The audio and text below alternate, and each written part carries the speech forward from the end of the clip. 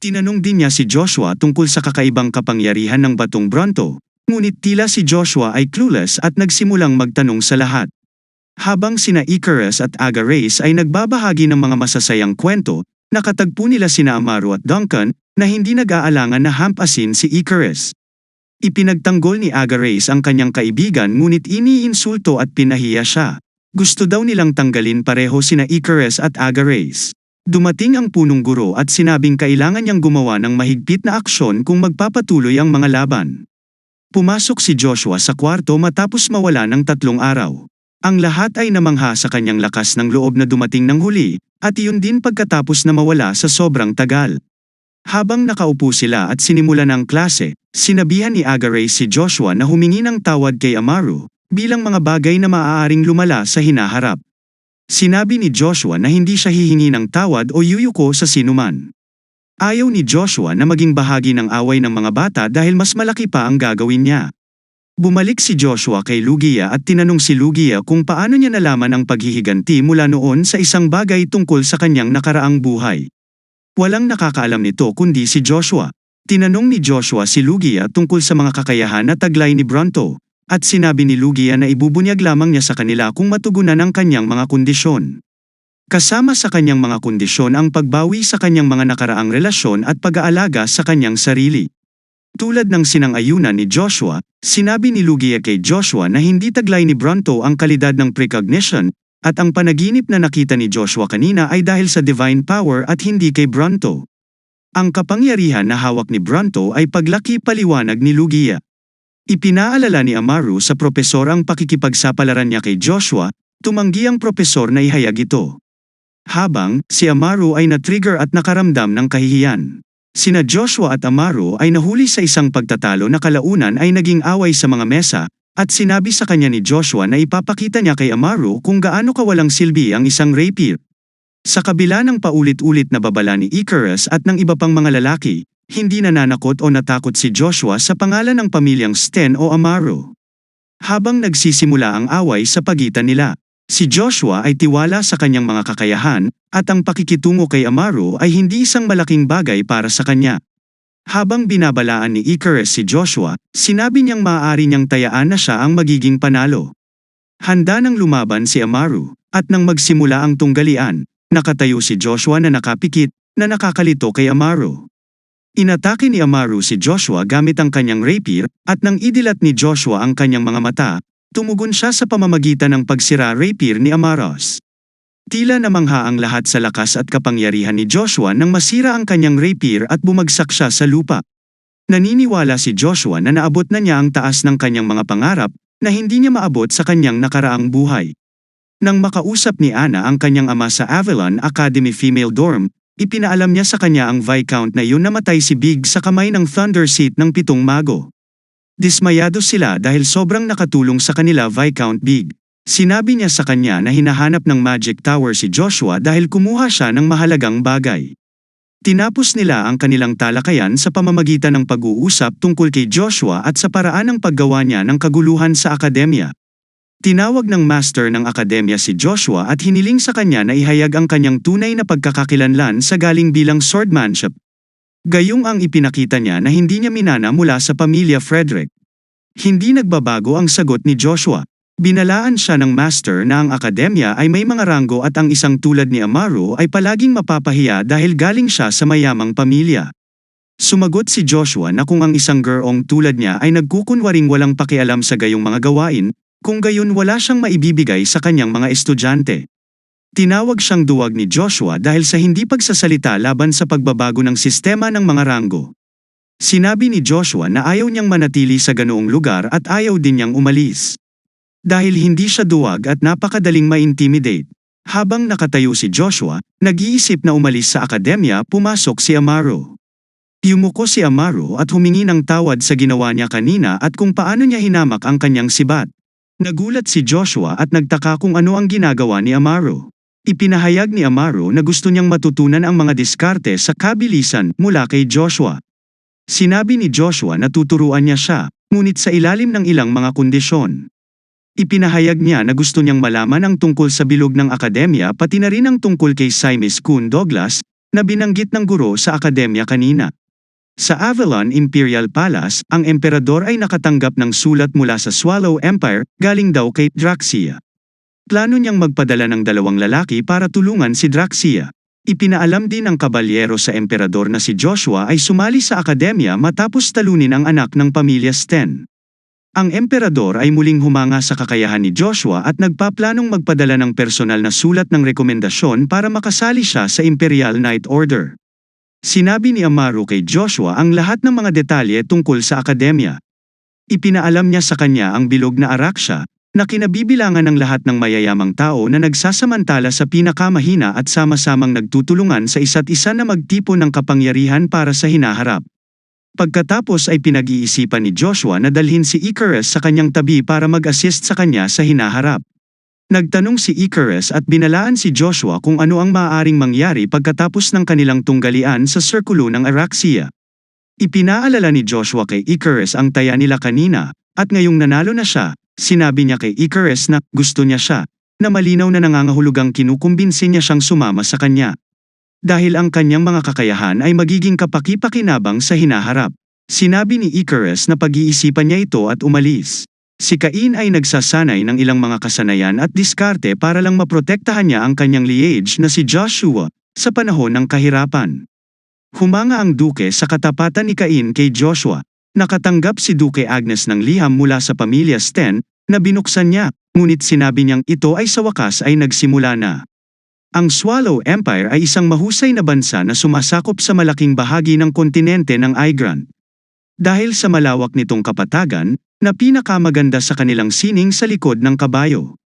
Sila ay sinalanta ng isang solong problema, na kung saan ay ang pagsasarili ng Throne Principality. Isang pagpupulong sa pagitan ng emperador, duke, kabalyero, at senior prime minister ng Swallow Empire Progress. Habang nagpasya silang salakayin ang milyong puwersa ng throne upang masakop ang lugar na itinuturing nilang kanilang teritoryo. Pinipigilan sila ng emperador na gawin yun at sinabing walang gagawing aksyon maliban kung una silang tumatanggap ng paggalaw mula sa kabilang panig. Dumating si Agares upang salubungin si Joshua at binalaan siya kung ano ang maaaring gawin niya. Binalaan niya si Joshua na huwag makipagkita sa Araxia Circle dahil sisirain nila ang kanyang buhay. Isiniwalat ni Joshua ang sekreto ni Agares tungkol sa kanyang kapatid na pinatay ni Araxia. Nalilito si Agares kung paanong ang daming alam ni Joshua tungkol sa kanya. Inihayag din ni Agares kay Joshua ang katotohanan na si Veron ang nagpapatakbo ng Araxia Circle, na binubuo ng lahat ng mga elite na nagsasamantala sa mga nasa ibaba nila. Sa eksklusibong silid ng Circle Araxia, tinatalakay ng mga miyembro ang ilan sa mga pinakabagong mga update tungkol sa akademya. Habang pinag-uusapan nila si Joshua, sinabi ni Veron sa iba na binugbog siya mismo ni Joshua, kaya alam niya kung gaano kalakas si Joshua. Nagpasya silang kunin si Joshua at gawin siyang bahagi ng kanilang lupon, tulad ng magiging bahagi niyang higit na tulong kaysa sa iba. Mukhang hindi matitiis ni Veron si Joshua at gagawin niya ang lahat para mawala siya. Si Joshua ay ipinatawag ng punong guro at nag-aalala, dahil ayaw niyang lumikha o umasa sa anumang kaguluhan na nalikha dahil kay Amaru. Isang misteryosong lalaki na tila ang itim na hangin, ay dumating na may isang mahalagang mensahe mula sa mga emperador na kailangan niyang ihatid kay Joshua. Sinipi niya ang mga tiyak na salita ng emperador, na karaniwang humihiling kay Joshua na sumali sa Imperial Knight Order, kung kinakailangan, susulat din siya sa kanya ng isang sulat ng rekomendasyon. Kung hindi pa rin tatanggapin ni Joshua ang kanyang alok, sisiguraduhin niyang mapapatalsik si Joshua ang akademya at ipasok siya sa Imperial Knights Order. Humanga si Joshua sa masiglang personalidad ng emperador. Samantala, pisikal na inaabuso ni Amaru si Icarus sa pasilyo. Walang magawa si Icarus, gayon din si Agares, na napasigaw na lang para tumigil ang mga lalaki.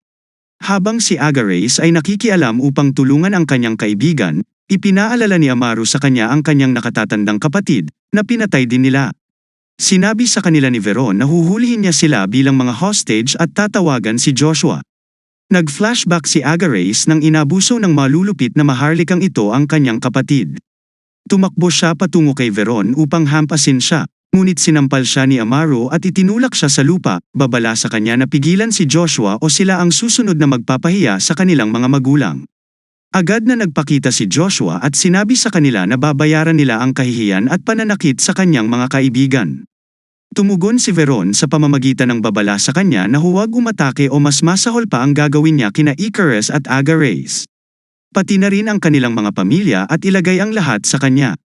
Nakatayo si Joshua, hindi gumagalaw. Ipinakita ni Veron kay Joshua ang dawn ring na kinuha ni Joshua kanina. Inilagay ni Veron ang isang elemento sa singsing at naging mas malakas na tao na may mataas na antas na mana. Nagawa ni Veron na maging isang bihasang B-rank at nagbabantang papatayin si Icarus kung susubukan ni Joshua na saktan siya. Na-trigger na ngayon ni Veron si Joshua at ginamit ni Joshua ang kanyang dawn ring para matukoy ang kapangyarihan ng kanyang pamilya. Ginamit ni Joshua ang dawn ring para mapunta sa isang malakas, napakalaki, at makapangyarihang tao na may armor isang pattern. Habang nakatayo siya, malinaw na tinitingnan ng lahat ang simbolo ng pamilya ng Duke ng Agnes at sila ay nabigla.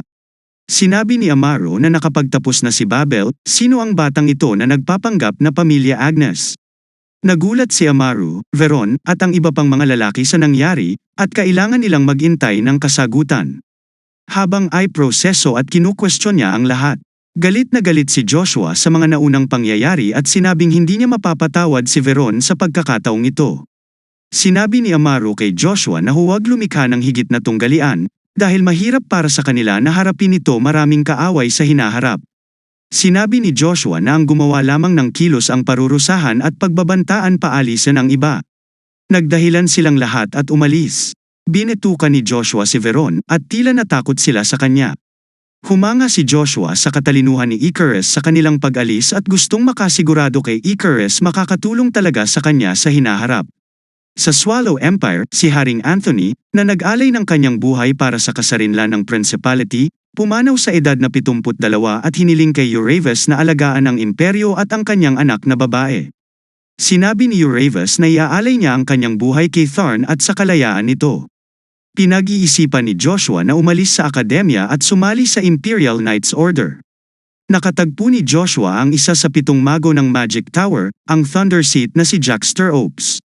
Sinabi niya na siya ay dumating upang bawiin si Bronto mula kay Joshua. Hiniling ni Joshua na sumunod siya habang nangunguna siya sa daan. Dinadala niya siya sa isang lugar na malayo sa pagkakaroon ng tao. Sinabi ni Joshua na sinadya niya ito at hindi niya ibibigay si Bronto sa mago. Ginagamit ni Joshua ang kanyang mga kasanayan sa pagsabog ng aura upang salakayin ang salamangkero, ngunit napagtanto niya na hindi siya ganoon kasing makapangyarihan o karapat-dapat gaya ng salamangkero. Sa kanilang laban, naniniwala ang magician na si Joshua ay gumagamit lang ng sibat para labanan siya bumalik at napagtanto na ito ay isang artifact. Dahil sa lakas at sigla ni Joshua, napatumba ang mago habang pinagtatawanan niya ang kanyang sibat. Nakuha na ni Joshua si Bronto at walang paraan na maibabalik niya ito. Ang Thunder Seat Magician, si Jack Stiropes, ay kumpiyansa na matatalo niya si Joshua at maiuuwi sa bahay ni Bronto. Gayunpaman, ay naninindigan at hindi susuko sa anumang paraan si Joshua.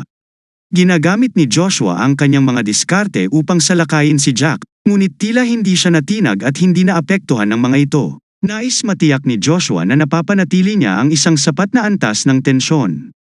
Habang pinapalamig ang kanyang ulo upang hindi madama na apektado si Jack ng alinman sa mga lakas na ibinabato sa kanya. Namangha si Jack sa kontrol ni Joshua sa kanyang mana at napagtanto niya na ang density ng mana ni Joshua ay mataas. Ginagamit ni Jack ang kanyang lakas para hampasin siya, ngunit patuloy na umiiwas si Joshua upang protektahan ang kanyang sarili. Ang walang katapusang pag-atake ni Jack ay nagpaisip kay Joshua na hindi niya kayang umiwas ng napakatagal. As he tackles it head-on, parang hindi siya naaapektuhan dito, na ikinagulat ni Jack na walang sino man ang nakaligtas na matamaan ng pang-apat na klaseng mahika. Nakikita ni Joshua ang mga lighting sphere sa paligid niya. Gusto ni Jack na ibigay niya sa kanya si Bronto sa huling pagkakataon, kung hindi, ay aatakehin siya ng walang katapusang mga globo ng kidlat. Ayaw sumuko ni Joshua. Ginagamit ni Jack ang lahat ng kanyang magic technique para atakehin at lipulin si Joshua, ngunit nananatili pa rin si Joshua sa isang tiwala at hindi apektadong mukha. Tinanong ni Joshua si Lugia, ang sibat, kung bakit hindi niya sinasalakay si Jack, at sinabihan na si Jack ang nagtataglay kapangyarihang higit sa kanya at walang paraan na matatalo nila siya.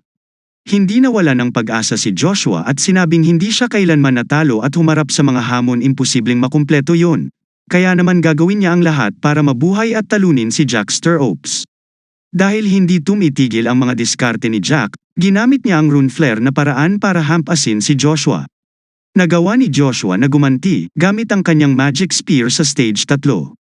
Inihagis ni Joshua ang kanyang sibat sa kanya, dahilan para matambe siya sa lupa. Nawala ng malay si Jack pagkatapos sabihin ang divine power at demonic energy. Naniniwala si Joshua na sinuwerte siya at nakaligtas lalo na dahil hinayaan ni Jack na magbantay pababa. Ang sibat ay nagpapaalala kay Joshua na linangin ang kanyang lakas bago kainin ni Bronto ang mana ni Jack at naguguluhan. Sa akademya, ang lahat ng mga guro at propesor ay nagtipon upang pag-usapan ang tungkol sa pinakabagong kaganapan. Inihayag ni Joshua ang kanyang pagkakakilanlan. Nag-aalala daw ang mga estudyante kung sino si Joshua at kung bakit niya itinago ang kanya pagkakakilanlan. Sinabi ng propesor na maaari silang magpakita ng isang halimbawa sa pamamagitan ng pagtanggal ng mga ugat ng mga espesyal na admission kung patalsikin nila si Joshua. Ang iba ay nagsasabi na wala silang sapat na ebidensya upang patunayan na si Joshua ay nagkasala at patalsikin siya, ngunit ipinaalala sa kanila ng propesor na inatake niya si Veron at nasugatan siya ng husto, na kung saan sapat na ang dahilan para paalisan si Joshua. Ipinahayag ni Propesor Cain kung paano dapat purihin si Joshua sa pagwawakas nito. Ang kahihiyan at kalupitan na hinarap ng mga mahihinang grupo sa kamay ng mas malalakas. Hindi lahat ay sumasang-ayon sa kanyang sinasabi, ngunit si Duke Arden Agnes ay nagpakita at sinabi na siya ay sang-ayon kay Propesor Cain. Kasama rin niya si Count Ari Sten. Dumating na sa akademya ang kasalukuyang pinuno ng pamilya Sten at Duke Arden von Agnes, upang magtanong tungkol sa mga pinakabagong kaganapan na nagaganap. Sinabi ni Duke Agnes kung ang kanyang anak ay nakagawa ng isang pagkakamali, kung gayon ito ay sapilitan para sa kanyang magtanong tungkol dito. Sinabi sa kanila ng Duke na kung si Joshua ang may pananagutan, siya ay parurusahan para dito. Ipinaliwanag ni Propesor Cecil sa Duke kung paano ang akademya ay isang lugar kung saan dapat matuto ang mga bata, ngunit kung narito ang isang tao sa katangkaran ng Duke, kung gayon ang kanilang mga pagpipilian ay magiging malaking impluwensyahan niya. Sinisikap ng punong guro na pigilan sila sa pagpapahayag ng kanilang mga opinyon sa isang tuwirang paraan, ngunit ang ibang mga propesor ay nagsasalita bilang suporta kay Cecil. Sinabi sa kanila ng Duke na wala siya rito para suportahan ang kanyang anak kundi para humingi ng tawad mula nang ang kanyang anak na si Joshua ay gumawa ng mga aksyon na walang galang sa Sten pamilya. Ang bilang ay nagsasaad na hindi niya pinatawad si Joshua, at ang Duke ay nag-aalok na makipagkita muna kay Joshua bago magpasya kung gusto niyang patawarin siya o hindi. Sinabi rin ng Duke na hindi siya magkakaroon ng problema sa akademya na parusahan si Joshua para sa kanyang mga aksyon o kahit na pagpapaalis sa kanya kung kinakailangan. Habang nagbabasa pa tayo, nakahiga pa rin si Joshua sa lupa, sinusubukang i-proseso ang lahat ng nangyari kanina. Napagtanto niya na natalo niya si Jack Stirrups na isang bagay na malapit sa imposible. Ramdam ni Joshua ang matinding sakit sa kanyang buong katawan kaya nahihirapan siyang tumayo. Narinig niyang hinihiling sa kanya ni Lugia na hilahin ang sarili. Pakiramdam niya ay nagsimula ng gumana ang kakayahan ng paglaki ng Bronto, dahil mas malakas ang pakiramdam niya at mas malaki. Sinabi rin ni Lugia kay Joshua na ang kanyang katawan ay ganap na bubuo sa loob ng 5 taon.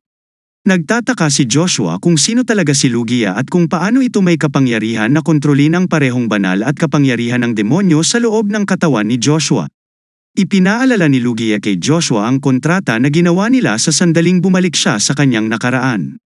Si Agares ay nakatayo sa pasilyo at nagpakita si Amaru. Pinaalalahanan ni Amaru si Agares kung paano ipinahayag ni Joshua ang kanyang pagkakakilanlan para lamang mailigtas siya. Naalala ni Agares ang kanyang kapatid na pinalayas sa akademya at kakilakilabot na ginagamot. Siya ay sumisigaw, sinasabi na nararamdaman na walang magawa sa harap ng mga taong may ganap na kapangyarihan. At ginagawang hindi alam kung ano ang gagawin o kung paano protektahan ang sarili o ang mga mahal niya. Si Amaru ay nananatiling tahimik, ngunit pagkatapos ay ipinahayag kung paano siya palaging nagseselos kay Agares at sa bond na ibinahagi niya sa kanyang kapatid. Naiinggit siya kung paano sila nagkakasundo habang siya naman ay pinagkaitan ng pagmamahal ng kanya kapatid. Itinaas ni Amaru ang kanyang kamay bilang tanda ng pakikipagkaibigan kay Aga Reyes at hiniling sa kanya na protektahan ang kaibigang si Joshua Agnes. Nag-uusap sina Duque Agnes at Count Ari tungkol sa nangyari kamakailan sa imbitasyon ni Joshua mula sa emperador. Ipinaalam ni Count Ari sa Duque ng Imperyo ng Thrawn na natalo niya si Duque Ultsma gamit ang isang hukbo ng 50,000. May tsismis na ang pinakamalaking dahilan kung bakit maaaring sirain ni Thrawn ang Swallows Empire ay dahil sa isang lalaking nagngangalang Uravis, ang kabalyero ng katanyagan. Nakatayo si Joshua, nagtataka sa huling sinabi ni Lugia sa kanya. Nakita niya sina Icarus at Aga Reyes na tumatakbo papunta sa kanya kasama ang isang grupo ng iba pang mga estudyante. Sinabi ni Icarus kay Joshua na ang mga estudyante ng buong paaralan ay nagtipon upang ihinto ang paaralan mula sa pagpaparusa kay Joshua sa paraan ng pagkatalo niya kay Veron. Nasa tabi ni Joshua ang panig ng buong paaralan, habang ang grupong Araxia ay mayroon lamang 2 mga tao. Nabigla si Joshua sa suportang natatanggap niya. Sa silid ng pagpupulong ng akademya, kinukumbinsi ni Professor Segirdam ang punong guro na paalisan o parusahan si Joshua, at bilang kapalit, maaari rin siyang makakuha ng mga pangunahing posisyon sa akademya. Ang isa sa mga propesor ay nagpapakita ng lubos na pagkabahala at wala sa mga salita. Habang ipinapaliwanag niya yon, ang mga bata ng paaralan ay nagtipon upang suportahan si Joshua at upang labanan ang sirkulasyon ng Araxia. Ang lahat ng mga estudyante ay nagtipon upang magprotesta laban sa Araxia at sumisigaw na buwagin ang sirkulasyon. Hiniling ni Amaru sa propesor na linisin ang gulo na nalikha bago madisband ang Araxia. Sina Propesor Cain at Segirdam ay makikita sa isang agresibong argumento kung saan naniniwala si Cain na dapat ipagbawal ang Araxia dahil nagdulot ito ng malaking pinsala sa akademya at mga tao nito sa nakaraan.